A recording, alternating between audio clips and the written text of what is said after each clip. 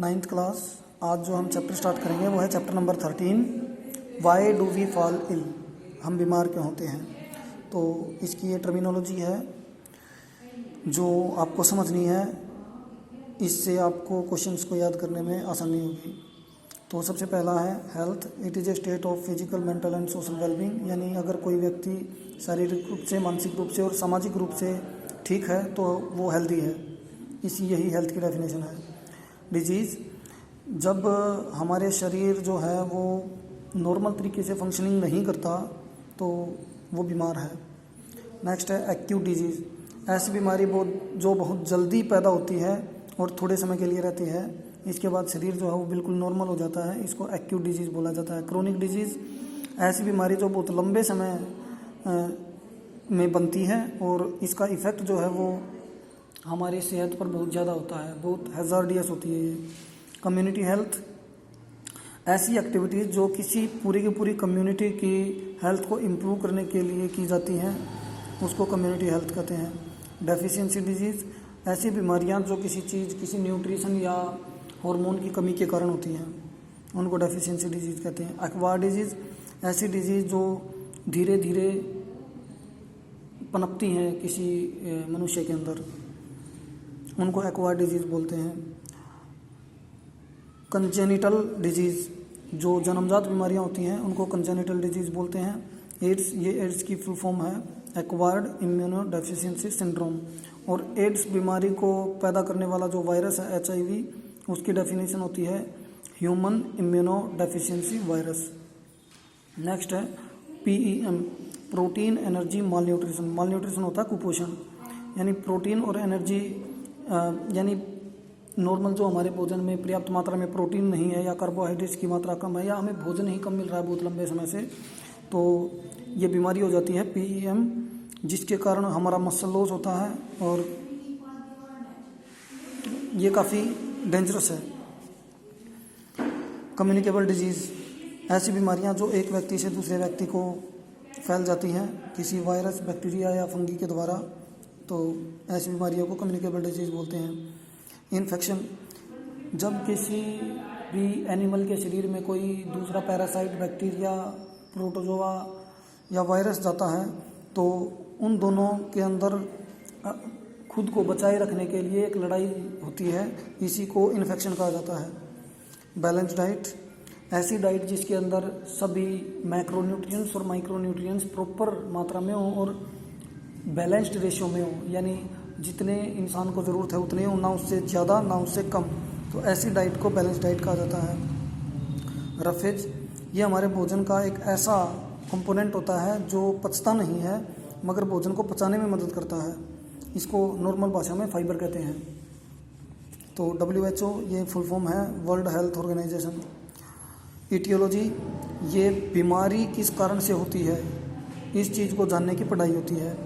Incubation period, जब कोई virus हमारे शरीर में आ जाता है, शरीर में आने के बाद जब उस वायरस से संबंधित बीमारी का पहला सिम्टम आता है, ये जो भी बीच का गैप है वायरस के एंटर होने से बीमारी के सिम्टम के पहले सिम्टम तक का जो समय है, इसको हम इनक्यूबेशन पीरियड कहते हैं। अगला है इन्फ्लामेशन, जब कोई चोट या इंजरी हमें हो जाती है तो उस जगह पर गर्माहट महसूस होती है, रेडनेस आ जाती है, दर्द होने लगता है, तो इसी को इन्फ्लामेशन कहते हैं। पैरालिसिस, हमारी जो मूवमेंट्स होती हैं वो दो प्रकार की होती हैं, एक वॉलंटरी, एक इनवॉलंटरी, यानी कुछ ऐच्छिक होती हैं जो हमारी इच्छा के अनुसार होती हैं और कुछ हमारी इच्छा के बिना मूवमेंट होती हैं, जैसे हर जगह धड़कना है, ये इनवॉलंटरी है, इसमें हमारी इच्छा काम नहीं करती, मगर पानी का गिलास उठाना है ये मेरी इच्छा से होता है। तो जो वॉलंटरी मूवमेंट है उसमें उसकी पावर में कमी आ जाती है, इसी को पैरालिसिस कहते हैं, यानी आदमी ऐच्छिक जो जानबूझकर हम जो काम करते हैं वो काम करने में असमर्थ हो जाता है कुछ हिस्से से या पूरे शरीर से। नेक्स्ट डेफिनेशन है पैथोजन। पैथोजन, ऐसे माइक्रो ऑर्गेनिज्म जो बीमारी फैलाते हैं उनको पैथोजन बोलते हैं। Prophylactic, preventive measures towards of disease, यानी बीमारी को रोकने के लिए जो हम ज़रूरी कदम उठाते हैं उसको प्रोफिलैक्टिक बोलते हैं। इम्यूनोलॉजी, ये एक ऐसा विज्ञान है जिसके अंदर शरीर को बचाया जाता है, पहले से ही एक केमिकल शरीर के अंदर डाल दिया जाता है जिससे वो संभावी बीमारी से बच सके। यानी बीमारी होने से पहले ही स्वस्थ व्यक्ति के शरीर में एक ऐसी दवाई डाल दी जाती है जो उसको उस बीमारी से बचाएगी। जैसे पोलियो है, जिस बच्चे को पोलियो नहीं भी है उसको भी पोलियो का वैक्सीन दिया जाता है ताकि उसको पोलियो भविष्य में ना हो। तो नेक्स्ट है पायरोजेंस। पायरोजेंस हमारे शरीर में जो WBC हमारे ब्लड का एक हिस्सा है, ब्लड में सेल्स पाए जाते हैं, वाइट ब्लड सेल्स, ये हमारे शरीर के गार्ड होते हैं, रक्षक होते हैं। तो ये किसी भी वायरस बैक्टीरिया को मारने के लिए हमारे शरीर के टेम्परेचर को बढ़ा देते हैं। तो इसी चीज़ को बोला जाता है पायरोजेंस। नेक्स्ट है वायरुलेंस। ये पैथोजेंस, जो बीमारी फैलाने वाले जो माइक्रोऑर्गेनिज्म थे, उनकी बीमारी पैदा करने की या जिस शरीर में वो गए हैं उसको डैमेज करने की क्षमता को वायरुलेंस बोलते हैं। उसके बाद है एपिडेमिक। अगर कोई इन्फेक्शन बहुत ही ज़्यादा फैल जाता है पानी या हवा के द्वारा तो उसको हम एपिडेमिक कहते हैं। उसके बाद है कॉन्टेजियस डिजीज़। जब ऐसी बीमारी जो एक इन्फेक्टेड पर्सन से एक हेल्दी पर्सन को एक्चुअल कांटेक्ट द्वारा फैलती है, यानी गले मिलने से, खाना खाने से या ब्लड ट्रांसमिशन से, तो ऐसी बीमारियों को कॉन्टेजियस डिजीज़ बोलते हैं। नेक्स्ट है सीरम। ये हमारे ब्लड का पार्ट होता है, येलो वाला पार्ट। हमारा ब्लड हकीकत में येलो ही होता है, मगर वो हीमोग्लोबिन के मिक्स होने के कारण रेड बन जाता है। तो जब उसको कोगुलेशन प्रोसेस से गुजारा जाता है तो ये जो येलो पार्ट है वो अलग हो जाता है, इसी को सीरम कहते हैं।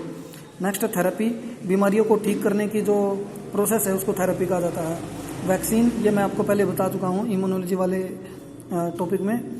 वैक्सीन एक दवाई होती है जो स्वस्थ आदमी को दी जाती है किसी बीमारी से बचाने के लिए कि बीमारी उसको हो ही ना। नेक्स्ट है पैथोजेनिसिटी। ये पैथोजेंस की पावर होती है, क्षमता होती है किसी होस्ट के शरीर के अंदर घुसने की। नेक्स्ट है डेंगू फीवर। ये एक बीमारी है डेंगू नाम की, इसमें बुखार हो जाता है और ये मादा यानी फीमेल ईडस मॉस्किटो के द्वारा फैलती है। ये इसका कैरियर होता है जो फीमेल ईडस मॉस्किटो है, और ये दिन में काटने वाला मच्छर होता है। Next 24 March is the world TB day. 24 मार्च को वर्ल्ड टीबी डे के रूप में मनाया जाता है। National TB programme was started in 1962। 1962 में नेशनल टीबी प्रोग्राम की शुरुआत की गई थी। Pulse polio immunisation was started in 1995 to 1996 with an aim to eradicate polio from the world। 1995 to 1996 में एक मुहिम चलाई गई थी प्लस पोलियो इम्यूनाइजेशन, जिसके कारण वर्ल्ड से पोलियो को ख़त्म करने की पहल की गई थी। नेक्स्ट है BCG। BCG stands for bacillus Calmette-Guérin. ये एक वैक्सीन होती है जो हमें टीबी के प्रति वैक्सीनाइज करती है, यानी उसके प्रति हमारी इम्यूनिटी को बढ़ा देती है। BCG का टीका लगने के बाद ट्यूबरक्लोसिस यानी टीबी का खतरा कम हो जाता है। Incidence of diarrhoeal disease is the highest in Andhra and Orissa states. जो डायरिया के कारण जो बीमारी फैलती है या डायरिया जो बीमारी है वो उड़ीसा और आंध्र स्टेट में सबसे ज़्यादा है। लेवरॉन 1880 discovered malarial parasites in the blood of a malarian patient। ये 1880 में लेवेरॉन नाम के साइंटिस्ट ने जिस व्यक्ति को मलेरिया है उसके ब्लड में मलेरिया नाम के पैरासाइट को डिस्कवर किया था। उसके बाद है Ronald Ross 1897 proved that malarial parasite is spread by female Anopheles mosquito. Ronald Ross ने 1897 में ये सिद्ध किया था कि जो मलेरिया का पैरासाइट है उसका कैरियर फीमेल एनाफिलीज मॉस्किटो होता है। अगस्त 20 इज़ कॉल्ड मलेरिया डे। अगस्त 20 को मलेरिया डे के रूप में मनाया जाता है। तो इन डेफिनेशंस को आपको ध्यान से पढ़ना है, यही आपका कल का वर्क है, आपको यही डेफिनेशंस दोबारा करनी है लर्न।